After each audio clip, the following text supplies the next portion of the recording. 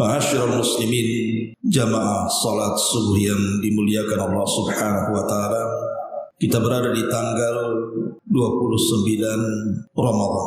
Artinya kalau pemerintah nanti sore melihat hilal, berarti besok 1 Syawal ataupun Idul Fitri. Maknanya bahwa Ramadan akan berakhir. Lalu apa yang kita akan dapati selama Ramadan, wabil khusus 10 akhir Ramadan? Lelah letih di antara kita dalam rangka melaksanakan ibadah kepada Allah Subhanahu wa taala. Ada yang tidak tidur semalam suntuk hanya untuk membaca Quran, qiyamul lail, zikir dan begitu seterusnya, terutama di tanggal-tanggal ganjil. Namun ibadah itu tidak ada yang sia-sia. Semua akan berpahala di hadapan Allah Subhanahu wa taala. Tapi berbahagialah bagi orang-orang yang mereka ditakdirkan oleh Allah Subhanahu wa taala mendapatkan malam Lailatul Qadar, entah sebagiannya ataukah secara keseluruhannya. Karena mereka akan mendapatkan 7 keutamaan yang tidak didapati orang lain.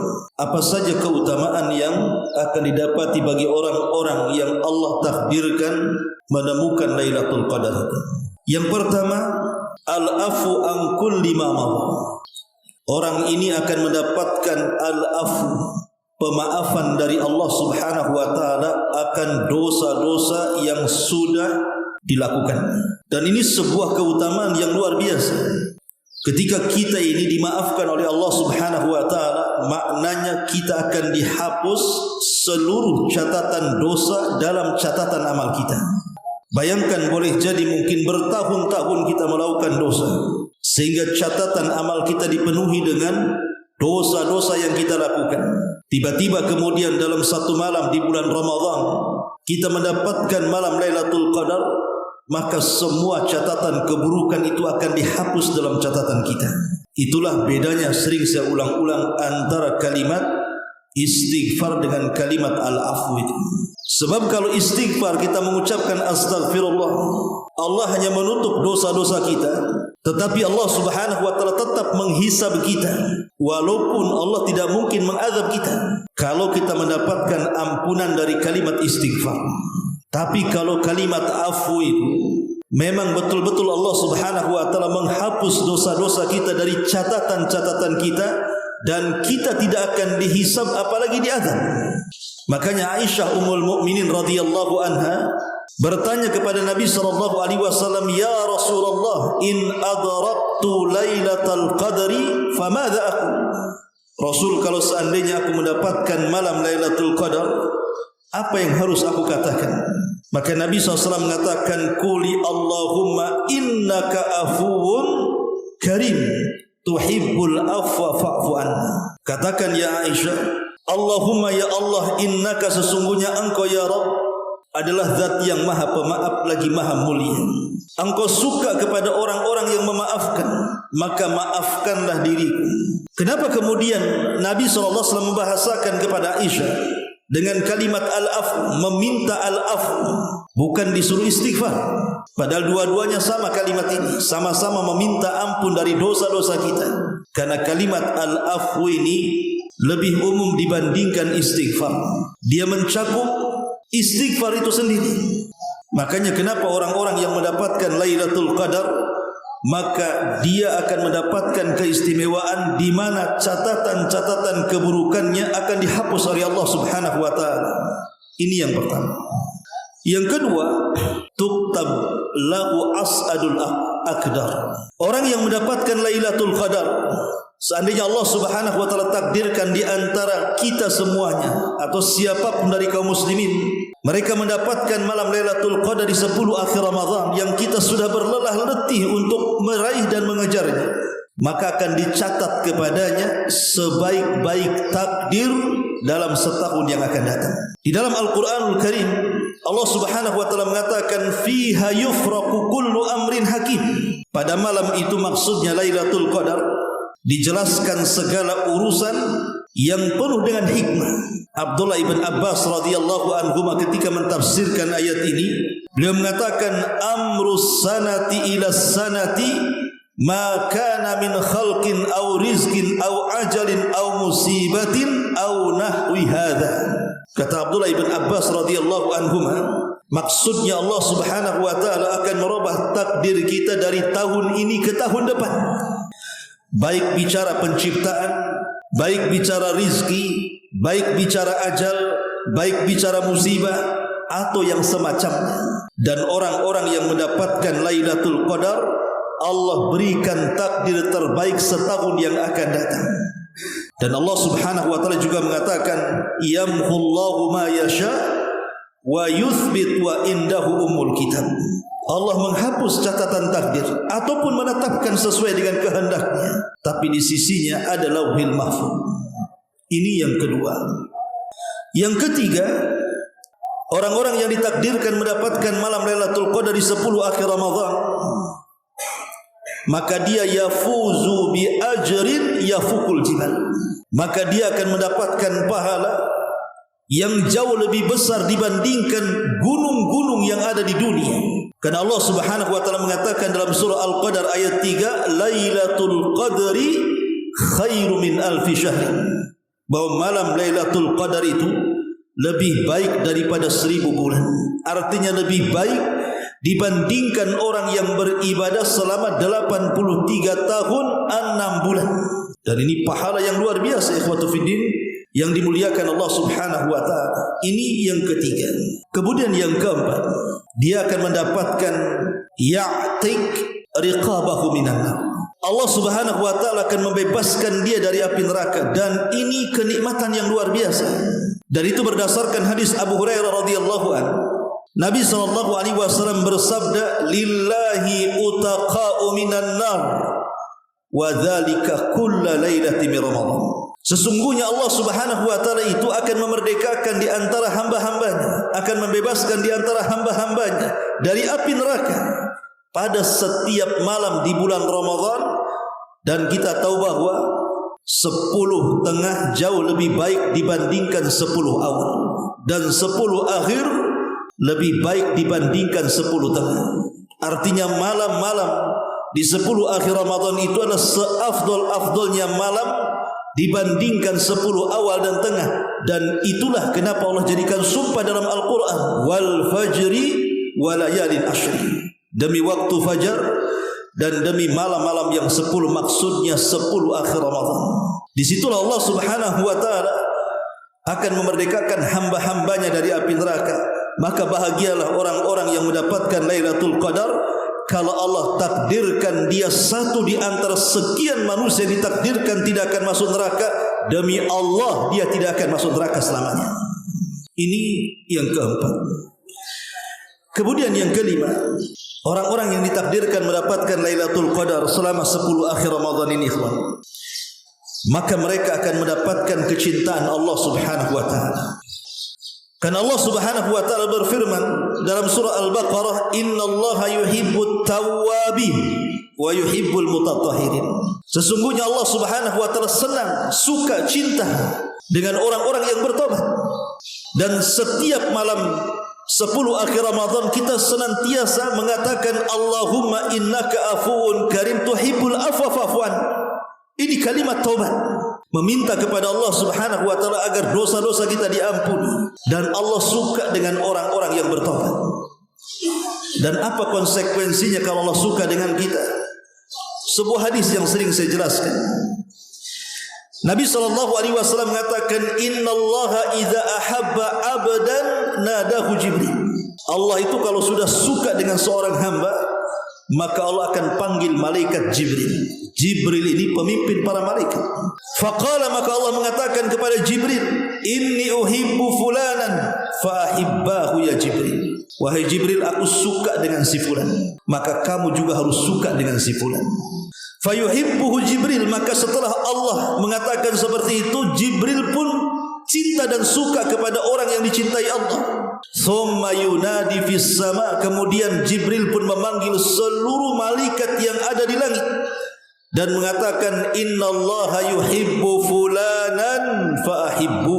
Wahai malaikat-malaikat Allah dimanapun kalian berada, Allah sudah mencintai si fulan, maka kalian semua wajib mencintai si fulan. Fayuhibbuhu ahlus sama, maka semua malaikat mendengar perkataan Jibril ikut mencintai orang yang dicintai Allah. Kemudian thumma yudha'u lahul qabul fil ardi. Kalau seluruh makhluk yang ada di langit sudah cinta kepada manusia yang dicintai Allah, maka Allah akan tanamkan kepada makhluk yang ada di bumi ikut-ikut mencintai orang ini. Subhanallah. Dan ini keistimewaan yang besar, ikhwan. Lalu apa faedahnya malaikat cinta dengan kita atau makhluk-makhluk yang ada di bumi cinta dengan kita?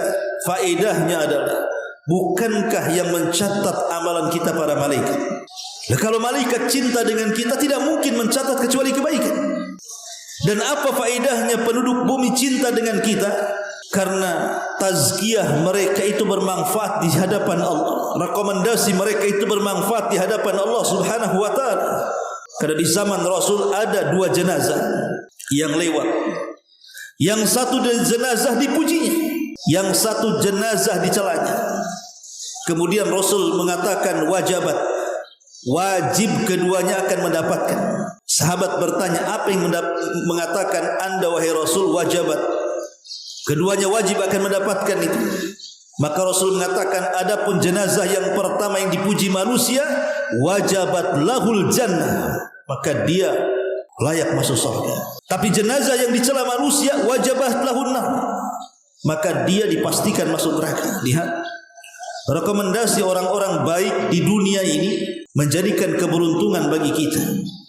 Dan orang-orang yang mendapatkan malam terbaik dalam 1 bulan di bulan Ramadan ini, maka mereka akan mendapatkan predikat kecintaan Allah kepadanya. Ini yang kelima.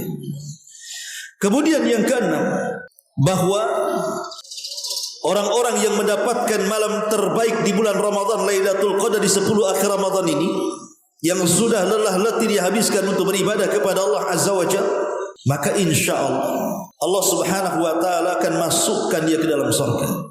Karena ada ayat yang mengatakan, faman zuhziha 'anil nar wa udkhilal jannah faqad faz wa mal hayatud dunya illa mata'ul ghurur. Ketika orang ini dibebaskan dari api neraka, dan di bulan Ramadan ada orang-orang yang dibebaskan dari api neraka. Kalau dia sudah terbebas dari api neraka, masuknya ke mana? Masuknya ke surga. Karena di akhirat cuma ada 2 tempat saja. Kalau tidak masuk neraka, ya masuk surga. Dan surga itu adalah tempat yang Rasul katakan, a'dadtu li ibadis salihin ma la 'ainun ra'at wa la udhunun sami'at wa la khatara ala qalbi bashar.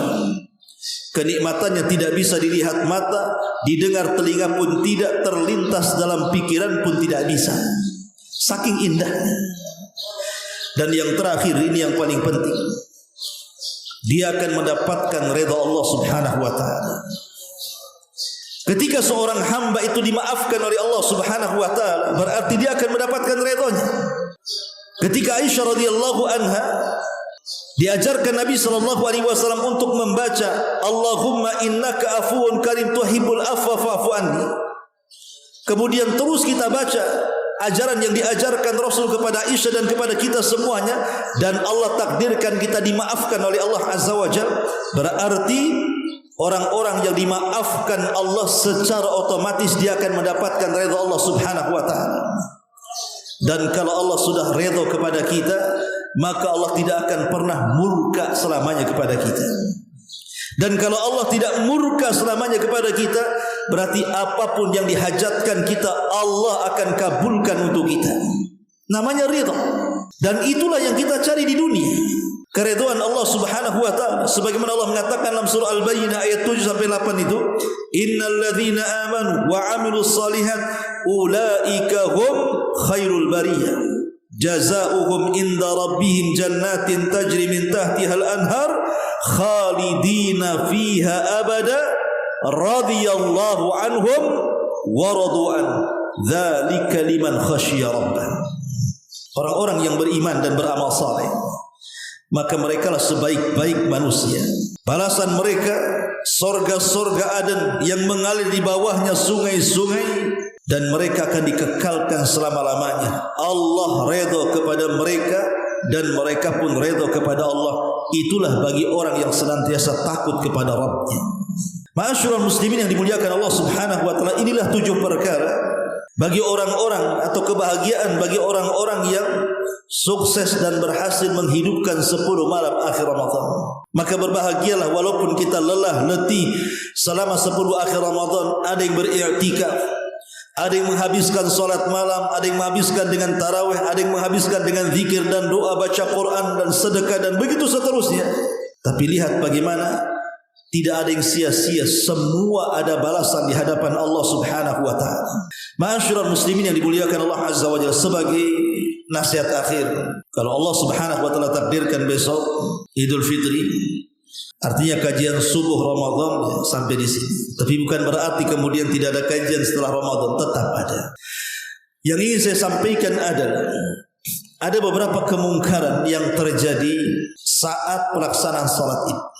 Pertama, jangan sampai ada ikhtilat antara laki-laki dan perempuan, dan itu yang banyak. Islam melarang ikhtilat, tidak boleh ikhtilat campur baur laki-laki dan perempuan. Yang kedua, menghabiskan Id itu dengan hal-hal yang sifatnya sia-sia, menyetel musik keras-keras, kadang-kadang bercanda yang berlebihan, maka ini sangat dilarang.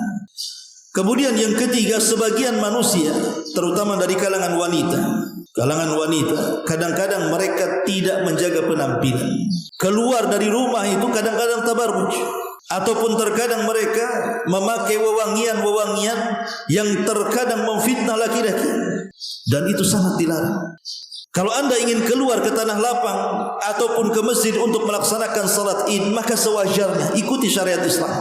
Pakai pakaian yang sopan, yang syar'i. Jangan sampai kemudian keluar mendapatkan laknat Allah Subhanahu wa taala. Kemudian yang keempat, terkadang ada di antara kita ini yang tidak tidur di malam Id.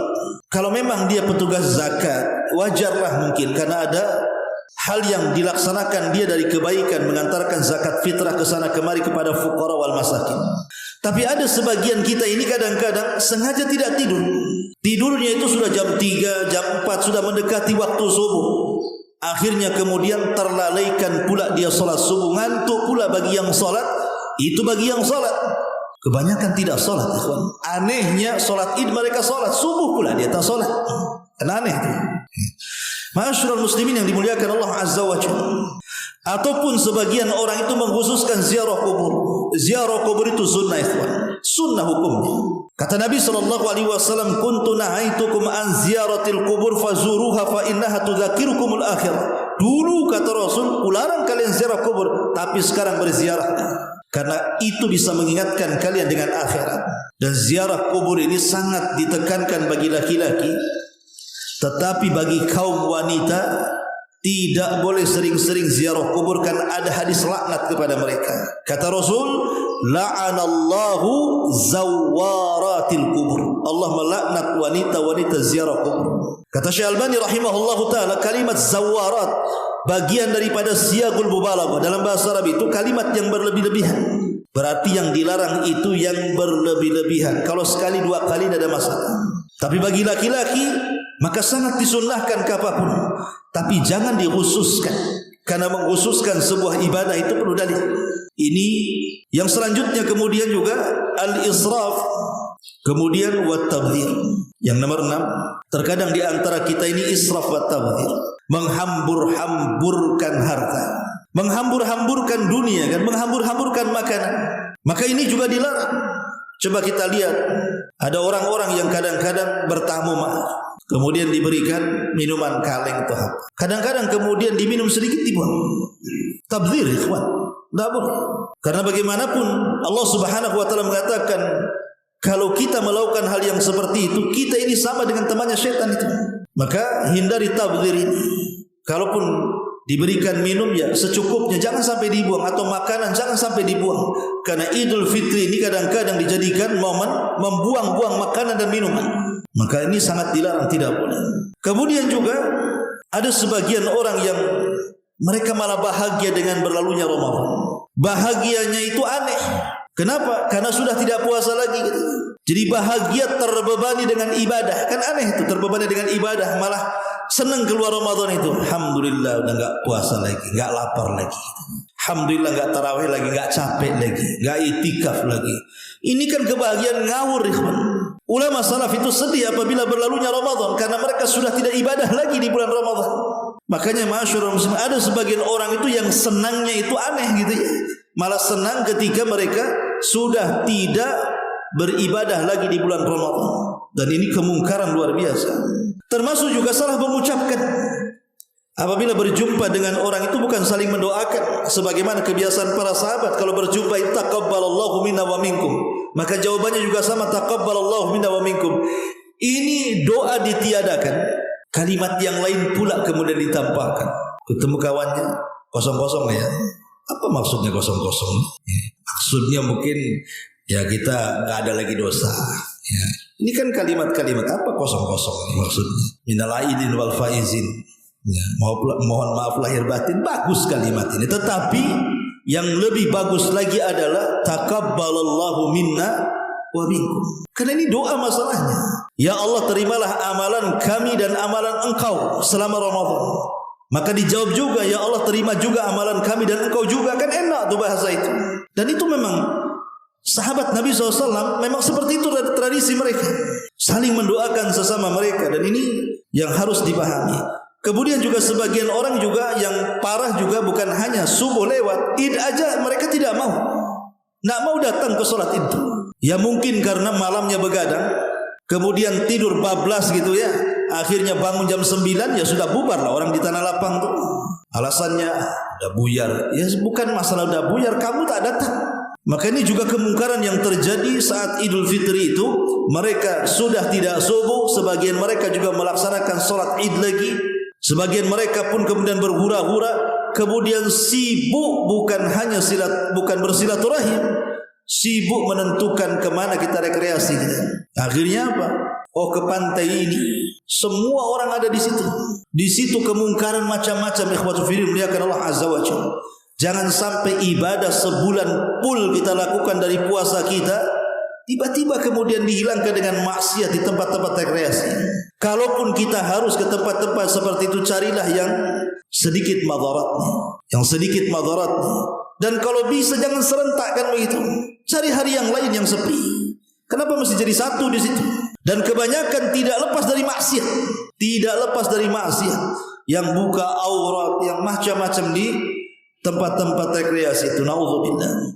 Kemudian juga ada sebagian orang yang di malam Id itu mereka menyalakan api dan begitu seterusnya. Maka ini termasuk adat dari adat orang-orang Majusi. Dan banyak lagi.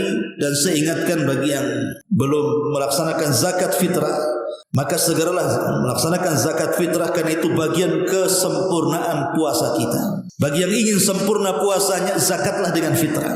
Karena Nabi SAW mengatakan zakat fitrah itu tuhratan lis-shaimi wa tuhmatan lil masakin, sebagai pembersih bagi puasa kita dan sebagai pemberi gembira kepada para fuqara dan para masakin. Jangan sampai di Idul Fitri ada orang-orang Islam itu yang meminta-minta karena tidak ada makan.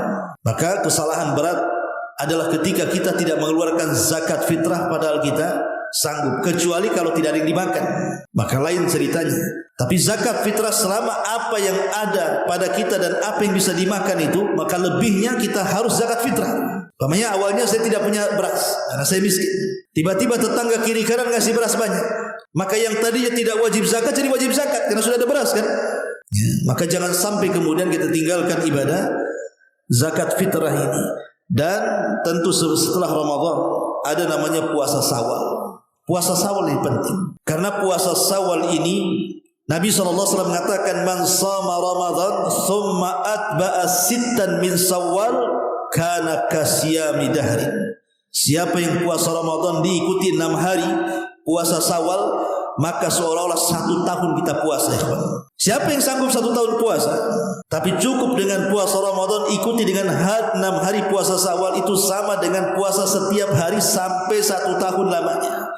Dan ini keistimewaan yang luar biasa yang Allah Subhanahu wa taala anugerahkan kepada kita. Wallahu a'lam bishawab. Subhanaka wa bihamdika asyhadu an la ilaha illa anta astaghfiruka wa atubu ilaik.